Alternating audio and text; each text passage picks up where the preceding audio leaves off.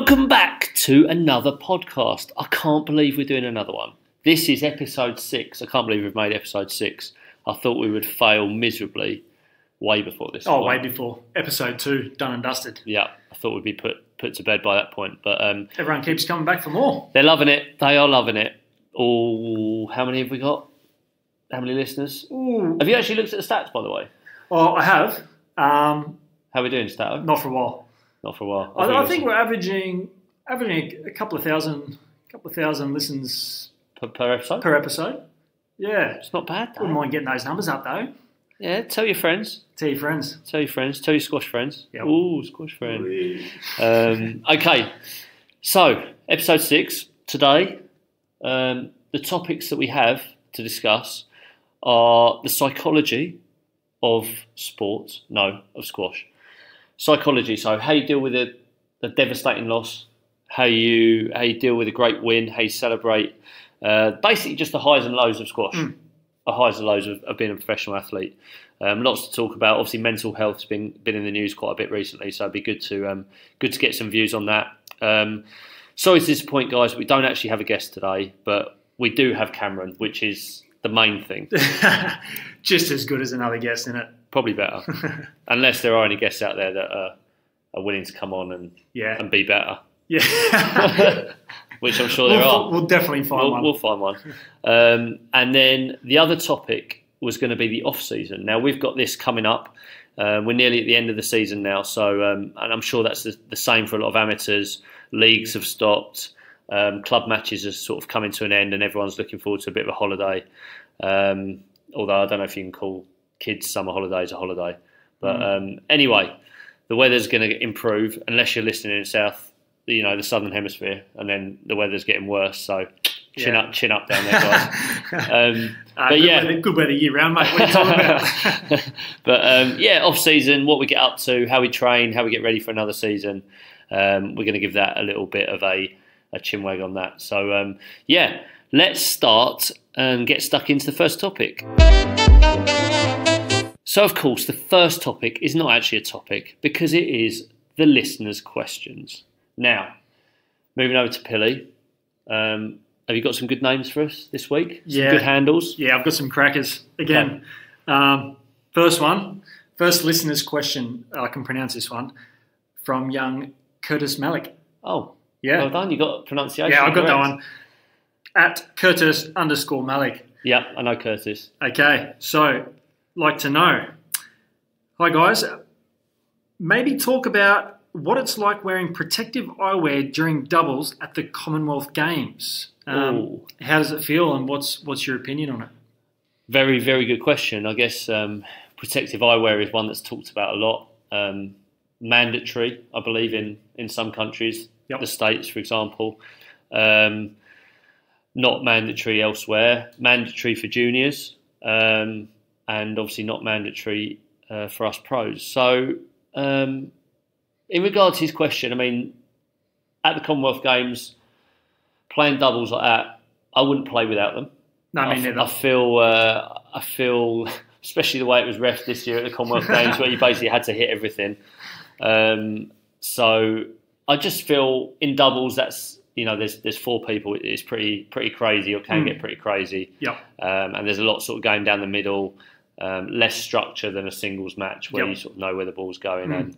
And I think it's obviously a good thing. It's very, very annoying to play in sometimes because the sweat drips on and you struggle to see. But you wear different ones, right? You wear the visor. Yeah, so I wear the eye mask. Yeah. The big helmet eye mask. Yeah. Welding mask, it looks like. The welding mask. Well, in juniors, I remember I wore yellow tinted goggles when I played. So they look good? Oh, it looked amazing. Yeah. Could you see anything?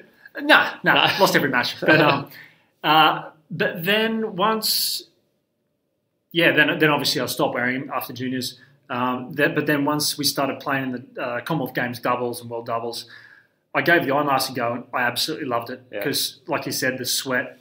I sweat a fair bit and it just comes down straight on the goggles. Once I got used to the eye mask, absolutely fine. Definitely. Yep. But yeah. Oh, nice. Goggles. Yeah. Oh, good question there. And Curtis. Okay, moving on. Got another one from David Conway at David Father Time. Father Time. David Father Time. Good handle. Guessing he's a father. Good guess. Likes time. You won't have any Likes of that. watches. A father that likes watches. There you go. All right, Davo. He's got a question. David. Have either of you read Nick or James' books? And if so, what are your thoughts? And do you have any other squash books you could recommend? Yeah, I have read both of their books, actually. Yeah. Very different. Yep. Very different books. Enjoyed both of them for different reasons, in different ways. Nick's was a little bit more, probably this isn't the right word, but it's the word that comes to my head, laddie. And by that I mean some good stories, some with the boys and some good sort of anecdotes and stories of how he obviously, grew up and played and all that type of stuff. So obviously Nick's book was good. I think I read Nick's first, actually. Did Nick's come out first? James came out first. James's I read first and then read Nick's after, James is obviously very different, carefully constructed. Sort of the wording is a little bit more, less laddie, but just, more, again, I can't... Well, I think with I can't James, think of the right words. Go on. Yeah, no, I'm not even going to try and think of the word. But I think with James, I like both books. Read them both. Yeah. He got very, very deep and very personal Yep. with a lot of his experiences, Yeah. and for anyone who's read it, there's things that obviously you don't know about people, but just with his OCD and things like that, and he goes quite deep into it, and I was pretty impressed with how open he was about those things. Yeah. Because obviously he's still playing and he's basically just put it all out there on the table.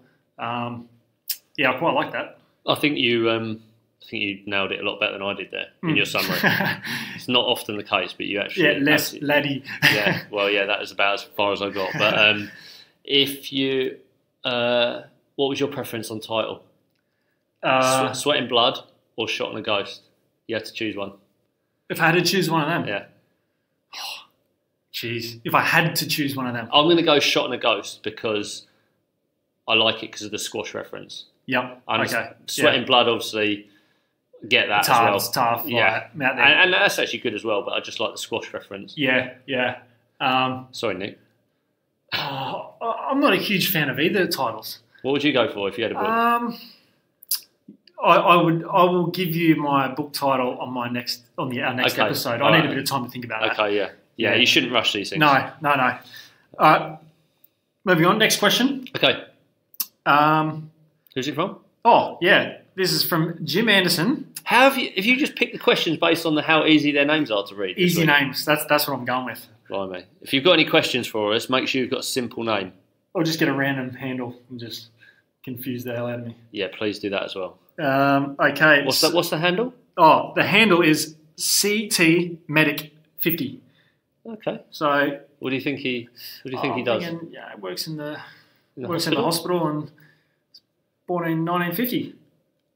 Blimey. Jimmy, if I'm right there, hit me up. That's. I don't know how you've done that. Nah, I'm just in CT. I don't know what CT is. CT. Nah, got nothing. Nah, okay. Nah.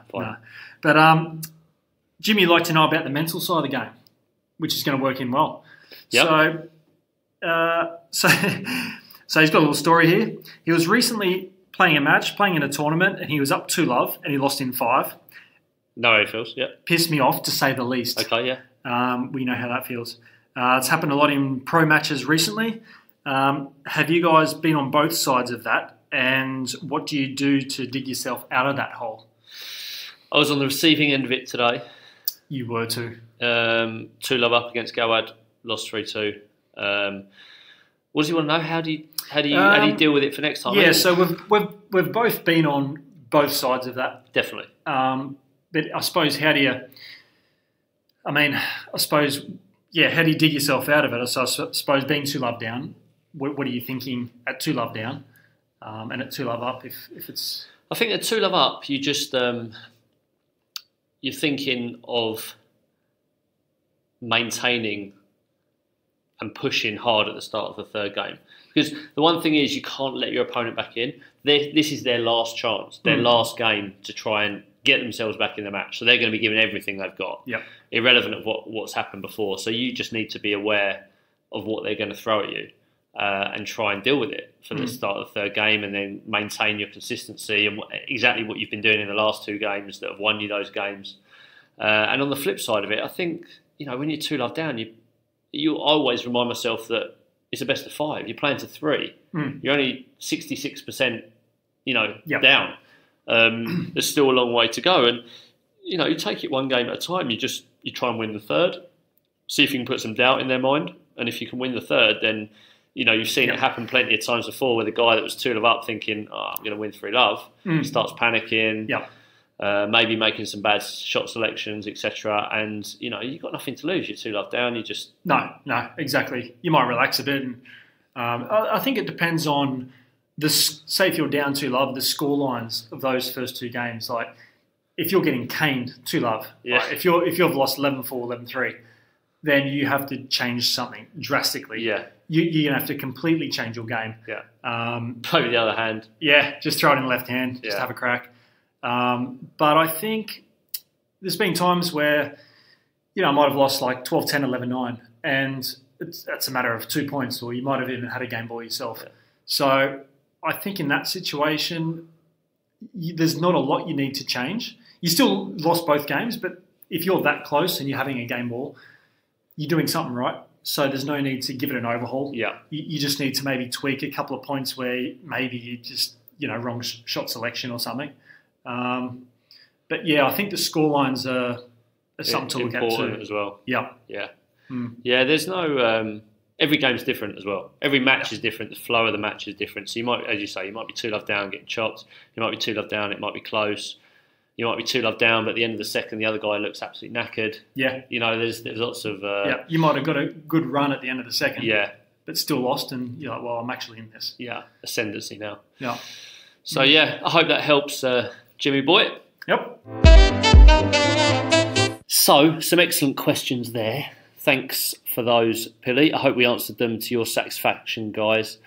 So, we come on to our first topic. Leads on nicely, as it is psychology. It is the dealing with the winning. I should say dealing with losing, the euphoria of winning, or how you, how you celebrate a win, how you prepare, because obviously most of the time when you win, you've got another match. Let's sort of dig straight into this. I mean, how everyone's different. I want to get this out there because everyone deals with a loss, everyone deals with a win differently. Every player's different, their mentality is different. But how do you?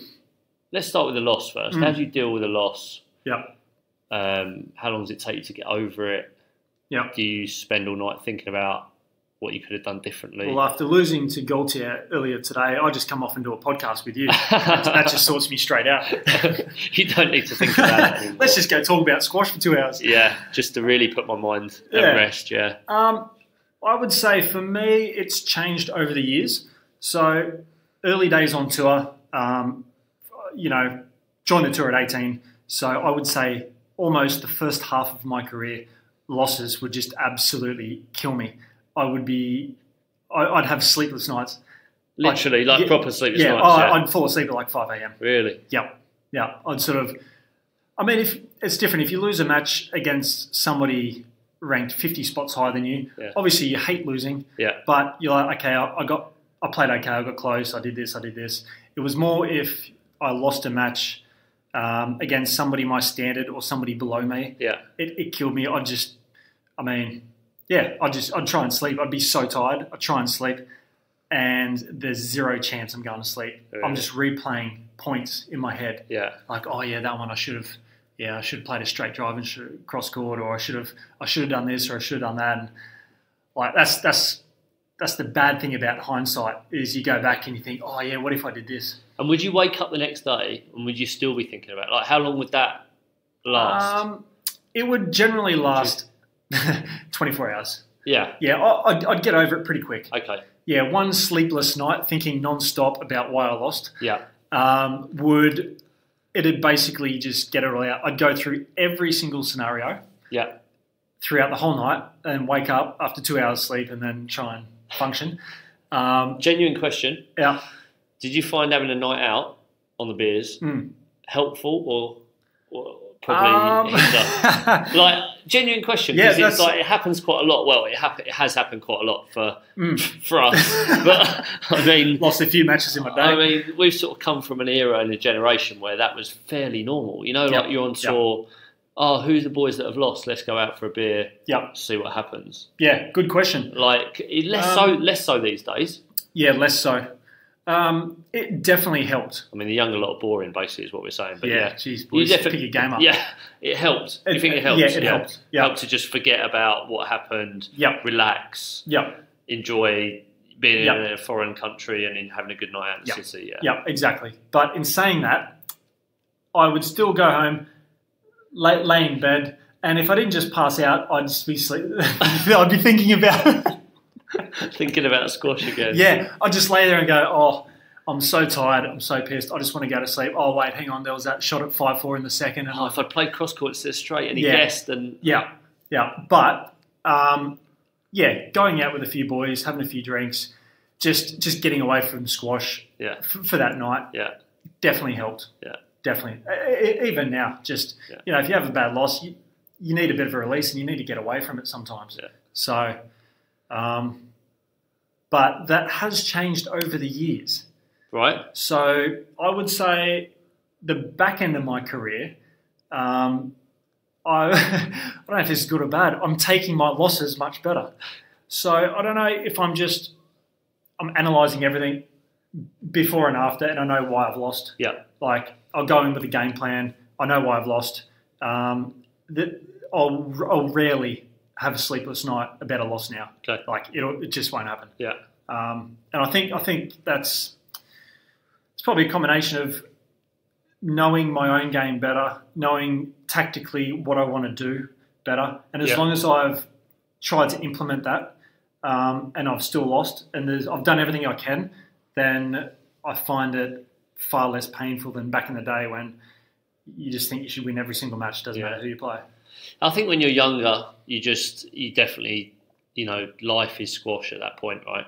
Yep. When you're 19, 20, 21, 22, that's everything in your life. Yeah, 100%. That's, and those wins and losses mean more because you're not making as much money, you're trying to get up on the tour. It's not an easy life, struggling for money, and you want to be higher. You always, you're desperate to get up, to play in the bigger tournaments and all that stuff. So I found the same, to be honest. I don't think I quite had many sleepless nights, I don't think. Definitely always thought about what I could have done. I think that's just a natural thing if you're involved in a match.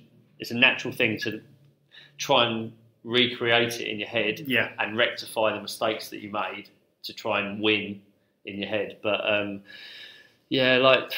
but then, saying that, I don't know if I'm different, but I've never... I haven't had those sleepless nights about it. Yeah, but no, on the other side, I'm just saying I enjoy winning. I don't enjoy it that much. I'm 100% with you. It doesn't.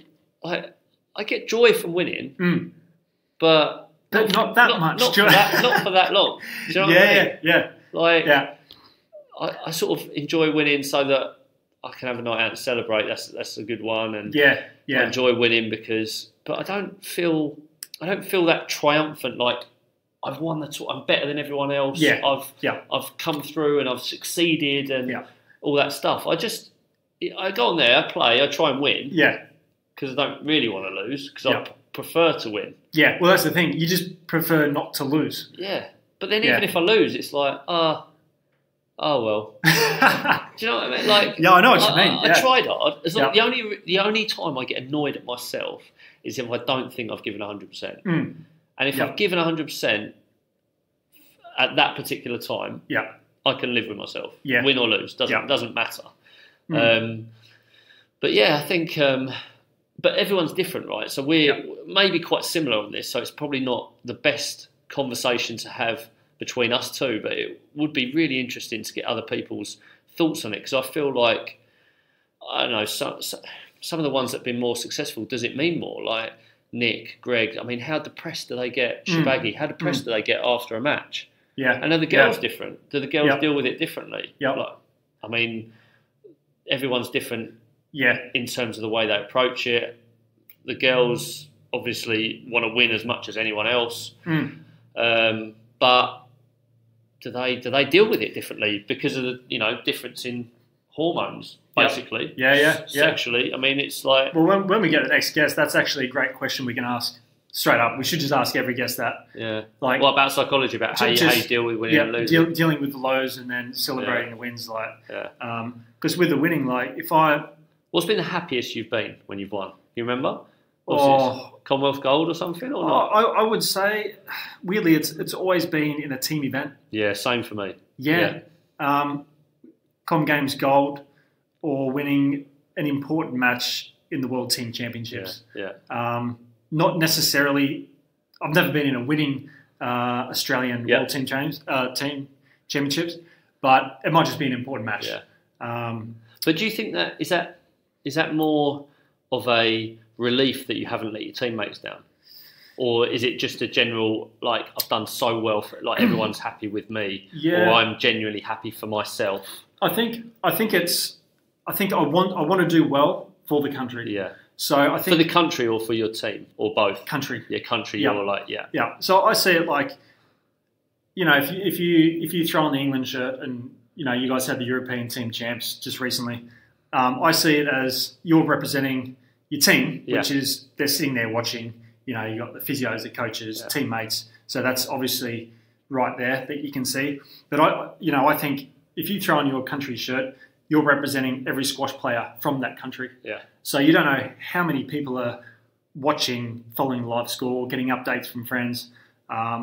So for me, I think as soon as I step on court, obviously the team's there, but I'm thinking, okay, well, I'm in this top 4 group of players here for Australia that I'm representing all the squash players in Australia. Yeah. So I want to do good for that. Yeah. I don't know how that could put too much pressure on some players if they think about it like that. Yeah. But I find for me that helps to get me up where I need to be. Okay. But I think you're similar to me again in this sort of respect, but I love pressure. I play so much worse when there's no pressure. Yeah. All I want is pressure. I want it to be the biggest possible match every time. Yeah. Because that's when I play my best. Yeah. So I just want there always to be pressure. Yeah. Now, well, last week, the European team champs, perfect example for your match. Yeah. If you just want to explain that. Well, yeah. I mean, I knew what I had to do. Yeah. Like, we lost the first 2 matches. Didn't get 3-love. 3-love. Yeah, and I had to go on and win 3-love for the least amount of points possible. Perfect situation for me. Yeah. Absolutely perfect. But if someone told me that every time. Yeah. And this was against a player, Lucas Serm, who's ranked top 30, top 40. Yeah, but I mean, and I knew he was in good form as well because he did well in Alguna. And I mean, it's just, I'd want pressure. I need that sort of, it makes me feel alive. It makes me feel like why I want to play the game. Yeah. The times I struggle, I guess, are when there's no pressure and when you just... I suppose it's like, no offence to any tournament, but say you're at some random tournament, it might not be a big tournament, but you've decided to play it, and you're on a backcourt and there's 10 people watching, and then you're like... Worst scenario. Yeah, you're trying to get yourself up and you're like... Same for you. Yeah. Yeah. It's tough. Yeah. Especially when you've experienced thousands of people watching you, like in the Commonwealth Games or World Teams, and then a week later you're in a tournament on the backcourt playing a local. Everything's going wrong, and you're like, "Why am I playing this?" Yeah, it's terrible. But I mean, have you ever had moments in your career where you've thought about stopping for a little bit, or needing a break, or needing to do something completely different? Has the motivation been there because you've had a long career? Yeah. Like you've been on tour for a long time. Bloody long time. I think 17 years. That's what I mean. Yeah. I mean, it's a long time. Yeah. That is a long time. Almost half your life you've been on tour. Yeah. And jeez, that's a bit scary. Do you? The motivation is still there. So I think I learnt early on, I would say maybe, so by the time I was sort of 23, 24, 25, somewhere around there, I basically learnt to take a break from squash before I needed it. Yeah. So early days, first 5 years on tour, absolutely keen as mustard. Like off season, I just wanted to play squash every day. Like just wanted to train. Who wants a game of squash? Yeah, let's go. Yeah. And there was times where you just burn out mentally, physically. You're just done. So I make sure I take a break before I need it, so that as soon as I come back after a week or 2 weeks, whatever it is, I'm so keen. Yeah. In saying that, at the end of this season, we're doing this at the British Open, so my last tournament for the season, and I'm desperately in need of a break now. Yeah. So I think, a combination of the highs of the Commonwealth Games, so recent. Yeah. Had a couple of small events before the British Open, which were good. Yeah. But knowing that this is the last event and the next PSA tournament for me isn't going to be till September, I mean, it's like, geez, okay, well, I've got one more tournament, and then it's a big break. Yeah, it's a big break. I found the motivation. It's there, but it was tough to get up for this tournament, even though it's the British Open, because it's the last tournament. Yeah. Yeah.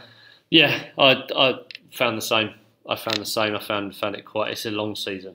It's a long season, and you feel like you've, when you've got a family like yourself, it's you feel like you've been away a lot, and you're craving time at home. And I think this actually just leads nicely onto the next topic. To be honest, I mean, let's just carry straight on, because as we come into the end of the season now, people often ask me when I do exhibitions and stuff like that, what do you do in the off season? How do you train? What do you do? And it's a great question, because we play for 9 months a year, and then 2 to 3 months we have off, and everyone's different. I mean, I think everyone likes to have a break. So holiday is important. Rest, holiday. Take your mind off squash. Get away from the game. Get away from it. Don't think about it. Again, touching on psychology, just the brain and the mental stress that you go through on a week by week basis. Your brain has to rest at some point, as well as your body, and just switch off. And the holiday's perfect for that. So getting away is obviously job one, and then job two, I guess, is then starting to get ready for another season. So how has your off season always gone? Have you had a structure to it? Has that changed? It's definitely changed. It's changed over the years from getting older. I've changed a little bit, just the training. Yeah. Far less impact training. So basically all my training now is basically zero impact unless I'm on the squash court. So there'll be a lot of sort of gym work, kettlebell work, a lot of rowing. I can't remember the last time I did a running session, which is weird because I used to love running back in my 20s. I used to love it. Do you think you will ever carry it on once you stop? Running? Yeah, as a way of keeping fit once you stop playing on the tour? Possibly. Yeah, I enjoyed just going for long runs. Yeah. Just going for long runs and see where I end up. And middle of nowhere. Forrest Gump in it. A couple of times in Holland. So just moved to The Hague. I'll just go for a run. Got so lost, like many times. I'm like, I'm pretty sure I know my way around now. What? So you didn't learn after the first time? You didn't go? I went in a different direction. I'm like, I'll go this way now. And get lost another way. Got lost again. Easy 2-hour run. learn your lesson. I'll just do it again. I'll stiff for a week. But I've never had a structure. There's never been a consistent off-season training program that I'll follow each year. Yeah, there'll be different things that I want to work on, a different part of my body or part of my game that I want to strengthen. In saying that, I've done the same off-season program from season to season, but not on a 5-year basis where I'm like, I'll do this every time. Yeah. What about you? Your off-seasons? My off-season's becoming fairly golf specific these days. What about early days? Like Early days, yeah, I did a lot of. Say the first 5 years after uni.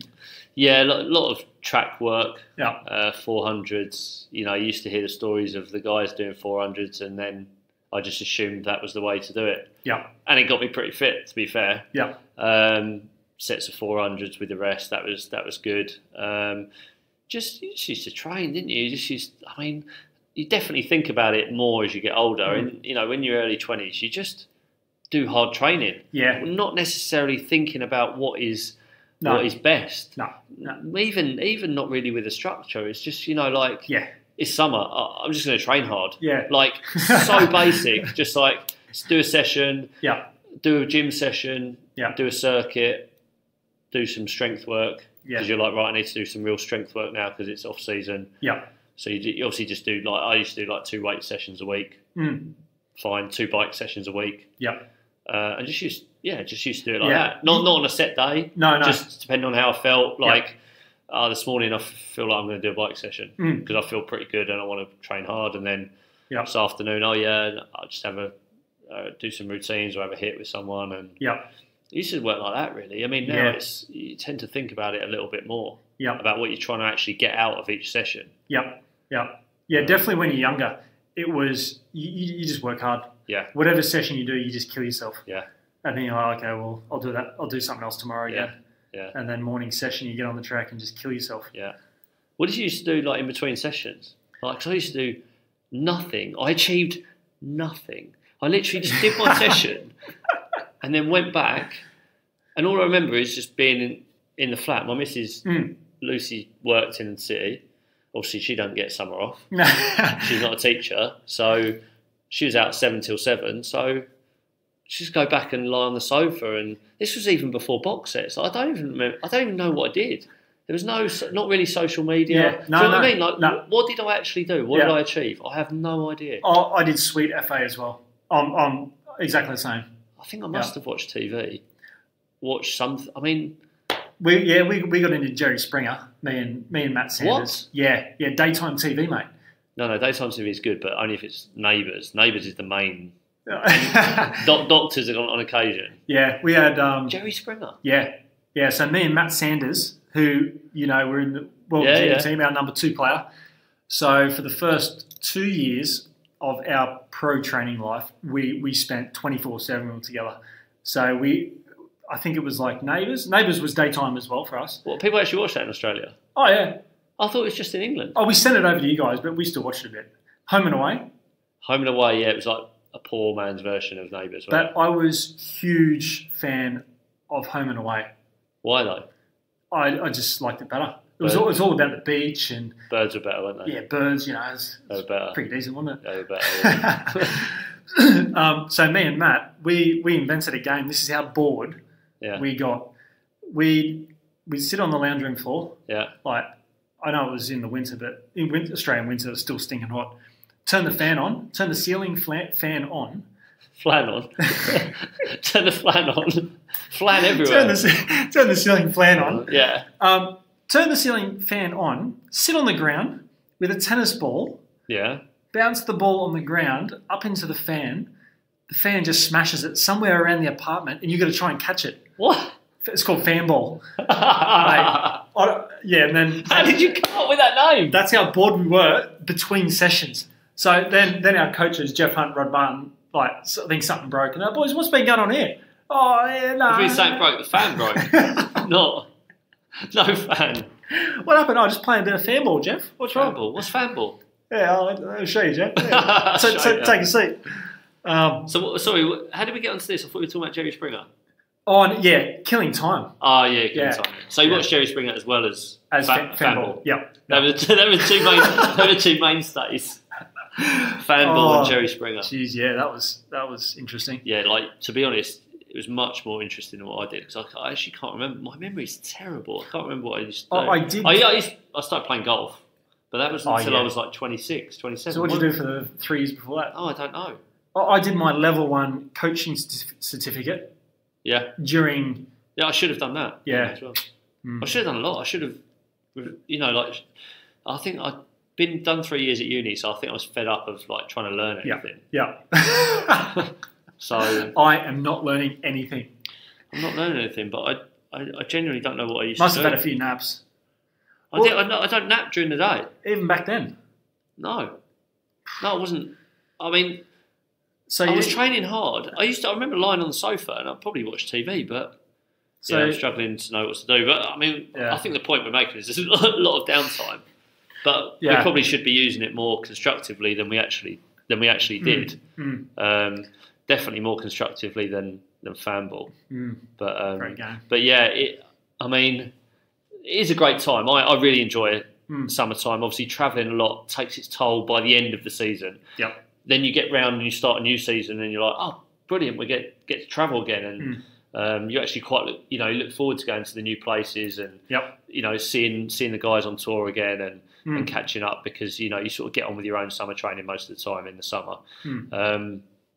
But yeah, I think everyone's different in terms of how they train. In the summer. I know there's a few guys. The French guys especially will have X amount of time off. Just do whatever they want, holiday, and this is also probably why the French guys are such good movers. Right. They've got their move. I don't know the ins and outs, but they've got their movement training that they will start. The first thing that they'll do is their movements and their set patterns. So they won't get on court to start hitting balls. It'll be their movements, just slow movements, but over and over and over again. Do you see them ghosting? Yeah. Do you think they always ghost off the wrong leg, don't they? Yep. Have you noticed that? Yep. Always. What do you think to that? That's how we got taught to ghost as well. Really? Yeah. Wow. We got taught open stance, both sides. Backhand as well? Yep. Wow. So every time we ghosted, anything. So for a right-hander, anything on that left wall, left foot. So would you teach that? I would definitely get my students to practice both. Okay. But I wouldn't specifically say I want you to do left foot every single time there. Because when I've seen the French guys ghost, guys and girls, because I've seen Camille do it on a few videos, but they all do it off the wrong. It's not the wrong leg. Yeah. It's the just that open foot, open stance. Yeah. Do you? I mean, I think I've always ghosted with the right, as in with the traditional way of doing it. Yeah. But would you mix that up? Would you do, say you go front right, front left? Would you switch? No. So nowadays, yeah. Okay. I never used to. No. I used to ghost the correct way all the time. Yeah. And I felt like it helped my movement. Yep. I felt like it, and then more recently, in the last 5-6 years, obviously I've ghosted the other way as well. I mean, say the other way. I've never done a whole session on doing it that way. I don't think I've ever done a session using the correct foot. Haven't you? No. See, I used, yeah. That's interesting. But I think mine comes from having been coached by Neil Harvey, who was very much along the lines of turning your shoulder, being in the correct position, and the correct position always seemed to be on that foot. But yeah, it's just an interesting one, because when I watch it, I'm like, I don't do that, and I can't do that for a whole session of the wrong, and especially on the backhand as well. Yeah. And out the back forehand corner, I feel I have to lunge on the correct leg. Yeah. When I'm deep in the corner, otherwise I just have to boast. Yeah. Well, it's funny. Say when we play and you're going into that corner. Yeah. I actually think, he's going on his left foot. Yeah, and he has to boast. It look like I have to boast or not? Or you actually think all I do is I just notice it because I never do it. Yeah. So unless I get in that situation where I have to, I'll always try and go right foot. So then, say when we play and you go in, I just notice it because I never do it. Yeah, true. Okay. That's right. Yeah, a little bit off summer training topic, but I guess it's still training, because ghosting's a good part of summer training as well. Yeah, I think a lot of boys still put in some solid hours. On the ghosting for sure. Yeah, summertime's looking forward to it. Always nice weather, especially down in Essex. Oh yeah, how is it down there? Lovely. Is it beautiful? Always. I've been there a couple of times. It actually has been pretty decent weather down there. It's always beautiful. I mean, unfortunately for most of the English tournaments, you have to come up north. Yeah. I say unfortunately, I like the north, but the weather is nowhere near as good. No. And people say, nah. So the Northerners are just going to jump all over this episode and just like, yeah. Well, they should do. Yeah, it's probably raining outside. They'll be listening to it in the rain. But no, that's that's a little, I guess, few little stories from summer trainings and. I mean, everyone's different. We're not going to go into training techniques and stuff because I think everyone trains slightly differently, but everyone trains hard, gets ready for the next season, 6 to 10 weeks, depending on how much time you have, whether you play World Series finals and all, depending on what your schedule is, and you plan that out a little bit in the summer. But yeah, enjoyable time for me. It's nice always being at home for that amount of time when you're away so much during the season. I think that's what the players appreciate the most. Especially talking to the guys who have been on tour quite a few years. Yeah. Being home, just being in one spot for more than 2 weeks. Yeah. It's so It's good. amazing how much you look forward to it. Isn't it? Yeah. That's good. Yeah. Good topic. Good couple of topics there. Okay. We have Bobby's quiz coming. Are you nervous about this? No, I'm pumped. You're pumped? I'm pumped. Yeah. I've got a little I think I've got a good one today. All right. Bring it. I mean, I say that every week, but I actually think I have got a good one today. Okay. So we move on to Bobby's quiz, the favourite part of everyone's comments from the couch episode. Well, not everyone, but this week I thought we'd do a little special social media / Bruce's Price is Right edition. Oof. Now, I spend a lot of time coming up with these, so I hope you appreciate how much time and effort goes into this. Yeah. I appreciate it already. Social media, my strong point. Come on. Yeah. So the idea of this is I'm going to give you a squash player. Now, I'm going to give you either their Twitter or their Instagram. And what we want is the amount of followers they have. Now, I don't want you to guess the amount of followers. What I'm going to do is give you another player. Yep. So say, for example, I gave you Cameron Pilley. And then I would say on Twitter. Yep. And I would say Daryl Selby. Higher or lower amount of followers? And what would you say? Okay. What would you say? I would say you. Higher. Twitter? Oh, yeah. Oh, yeah. Okay, I'd say higher. Yeah. We're not doing any other platform. This is Twitter. Okay. Oh, no, I mean, we're not doing any other platform for this particular question. Instagram, I know you've got more followers. Yeah, got him. You got a blue tick as well somehow. Oh, yeah, still can't get the Twitter blue tick. Yeah, I've got the Twitter blue tick. Don't worry about that. But yeah, so you would go higher. Okay, I just go higher or lower? Yeah, higher or lower? Higher. Easy. Done. Yeah, done. Of course, I've got more Twitter followers than. Of course. Might go unfollow some people later. Yes. So that's the idea, and then you get a point if you're correct. Yep. And if you don't get a point. It's as simple as that. I can't even compete with anyone here, can I? No. Well, the listeners. No, the listeners still compete with you. Do you remember the early Bobby's quiz? You weren't competing with anyone. True. Okay, so we're going to start today. We're going to start with Noor El Tayeb, one of my favourite players to watch, male or female. Definitely one of my favourite female players. Now, she has 9,400 Twitter followers. Decent. Pretty decent. Decent. Okay, so how many?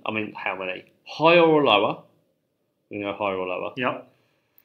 Higher or lower? Don't know why. No, not him. No, not him. Definitely not him. Okay. Mohammed El Shabaghi. Higher or lower?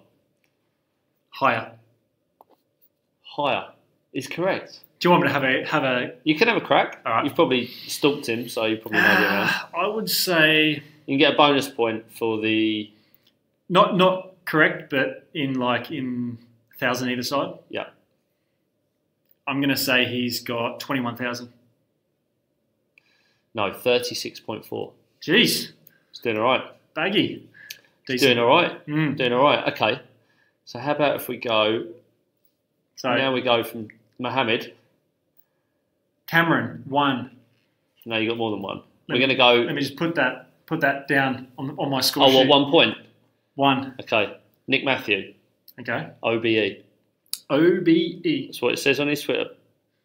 How many followers does Nick have? Higher or lower than 36.4? Lower. It's correct again. Bingo. And the number is going to be 17,000. 23.6. Ooh. Okay. Yeah. More than I thought, Nicky. A lot more than you thought. So is that two? That's 2-0. That's 2. Let me just put that down. Can't believe it. I reckon the listeners are 2 from 2 as well. Yeah? Yeah. If you're a keen squash follower, I'll be disappointed if you're not 2 from 2. Okay. That's true. That is very true. Yep. Okay. We'll do one more Twitter. Yep. James Willstrop. He's not very active on Twitter, but he commands some followers, doesn't he? He commands it. Yeah. Purely on his just being Willstrop. Being Jimbo, yeah. Yeah. Doesn't follow many. What was... Does he follow you? He does follow me, yeah. Oh. Does he follow you? I hope so. I'm going to check later. Yeah, you should check. Yeah. So what was next? 23. 23? Yeah. I'm going to say Jimbo is lower. He's right again. And go! Let me just mark that off again. 3 from 3. And I'm going to say he is 17,000. 20. Oh, 20. 20. 20,000. It's pretty good, isn't it? Yeah, it's pretty good. Okay, well, Twitter's not working for me at all. Change up the platform. I'm changing platform to Instagram. Okay, I'll still rate myself at this. Oh yeah? Yep. Okay. Well, while you're getting that, I'm going to ask you a question, Twitter question. What? Yeah. How's this quiz work? Yeah, this is like mid-quiz. Right. One question. Okay. If you get it within 50 either side, what happens? I win. I'll buy you a coffee. I'll buy a tea or coffee. Okay. Okay. How many followers do we have on our Comments from the Couch podcast? Oh, I haven't been on that for a little bit. I know you haven't. 50 either side. 50 either side. Because, I mean, yeah, it's not a huge number. I mean, we're not in the shebaggy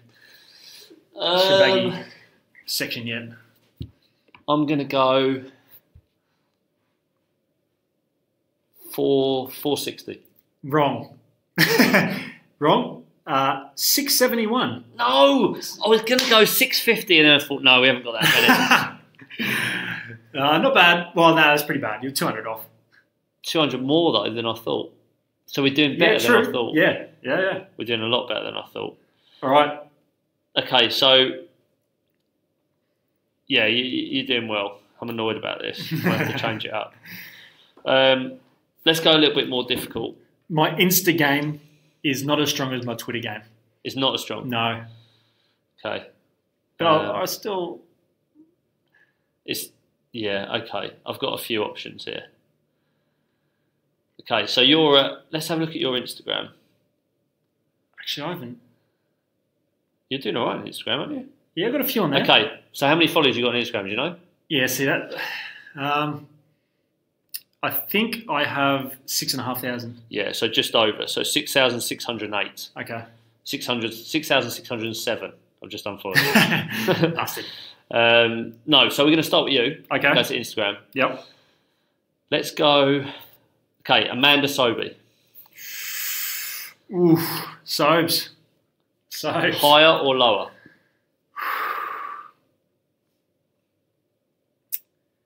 I think this is going to be pretty close, but I think she's got me. Higher. You're going to go higher? She's higher, yep. Too right, she's higher. A lot better banter. She's on 9,623. Gee, she's almost cracked 10K. She's doing well, yeah. Yeah, that's she's decent. doing very well. So she's 9,623. That is pretty. That's up there. That's good, isn't it? Yeah. I'm impressed with that. Nearly 10. Anytime you get into like 10K range. Anytime they can just go 10 with the K next to it, Then, that's like, you've made it. You know you're doing all right. Yeah, you've made social media. Yeah. You cracked social media. Done. So is that 4 out of 4? 4 from 4. Okay, I can't believe this. Oh, wow. I was going to do this. I was looking for another girl. I'm not going to do... Okay. Let me guess, you just typed in Shabini or someone? Yeah. She's about 40,000. Okay, so I'll give you... I'm scrapping the quiz because I'm 4 out of 4. I'm not scrapping it, I'm changing it. Yeah, okay. Who's got more? Not higher or lower, who's got more? Nicole David or Noel Shabini on Instagram? Oh, that's a good question. Nicole. Yes! No. Got him! Got him on 1. Yeah, I was actually a little bit surprised there because Nicole's got loads of Twitter followers, but she's got 72.8 on Instagram. Nicole has 72.8. Shabini, 119,000. Wow. Yeah. I can see why you went wow. Yeah, she's mastering bloody Instagram. Superstar. Absolutely mastering it. Old Sherbs. So I've got 1 on you now. Let's do one more. Let's do one more like that. Yep. Should we go a little bit? Let's go a little bit off piste. Let's get my boy involved. Okay, so Declan. Big Deck. His Instagram's actually really good as well. Lots of fashion, a few other bits on there. He likes his fashion, old Deck, doesn't he? He does indeed. So Deck's on 1,138. Bit average, isn't it? Can't Deck followers. pick your game up. Yeah, I know, he needs to pick his game up. Yeah.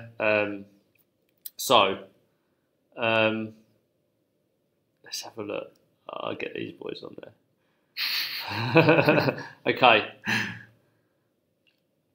I don't know who to go for. I'm just desperate to stitch you up. Okay. Let's go. Your mate, Cusk. Ryan Caskelly. Higher or lower? So what was Deck? 1,139, I think. Okay. 1,100. Cusk's pretty good on Twitter, isn't he? But his Instagram needs a bit of work. Yeah, he's a bit quiet on old Insta. I'd like to see some more Insta stories come out. I want to see some of his drawings. Oh, mate. He needs to get some more drawings on there, doesn't he? For those listeners who don't know, Cusk is quite an amazing artist. Yeah. Yeah. Amazing. He just needs a pen, really. Yeah, he just needs a pen. Actually, we need to do a live episode and get Cusk involved. Yep. And have a few beers and do a live episode. Oh. If anyone would like to see that, let us know. Yeah. Or the other option is just to get him on as a normal guest. Yeah. Because you can give us some insight into how he goes about his daily drawings as well. What's going through his head when he draws that? I'm not sure what's going through his head. But okay. Back to it. Last question. You got 4 out of 5. I'm sticking with my boy Cusk. Higher. Yeah, you're right. You are right. And 5 out of 6 is very good. And I reckon you can win the quiz. I'll give you your other question back if you get within 50. Okay. Either side. 50 either side? Yeah. 50 either side, Jesus. Yeah, 50 up or 50, like 50 above 100. or 50 below. 100. 100 either side. 100 either side? Yeah. No, mate, 50. All right. I'll go, Cusk has 3,250. Mate, what do you think he's posting these days? What's he got? 1,500? Oh! 1539 Cusk, pick your game up. Yeah, he just needs some more stories. Yeah. And he'd get a bit more followers. I mean, yeah, we could all be better at that, couldn't we? Yeah. I need to do that. I forget to do it. I might story it up later. Yeah, let's do it like full story.